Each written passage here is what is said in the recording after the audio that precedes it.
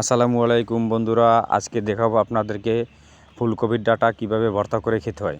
তা আমি চলে আসলাম আমার ক্ষেতে ফুলকপির ডাঁটা নেওয়ার জন্য। দেখেন আমার ক্ষেত কি সুন্দর ফুলকপি ধরেছে, তাই ডাঁটা নিয়ে আসলাম। এবার এটাকে ছোট ছোট করে টুকরো করব।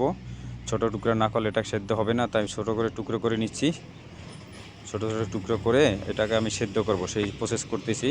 আমার টুকরো করা শেষ। এটাকে আমি বালু থাকার কারণে ভালো করে সুন্দর করে ধুয়ে নিতে হবে। 2-3 বার চুবিয়ে চুবিয়ে ধুয়ে নেব যাতে বালু না থাকে। ধোয়া শেষ। এবার কড়াইতে বসিয়ে দিলাম লবণ, সাথে দিলাম কাঁচামরিচ, 5-7টা কাঁচামরিচ দিয়ে দিলাম। তারপরে দিয়ে দেবো 1 পিস মাছের টুকরা, যাতে মাছের স্মেলটা থাকলে ঘ্রাণটা অনেক সুন্দর হবে। সেদ্ধ করা শেষ। এবার ব্লেন্ডার করার জন্য নামিয়ে নিলাম ব্লেন্ডারে। ব্লেন্ডার করা শেষ। এবার আমি এটা নামিয়ে নেব।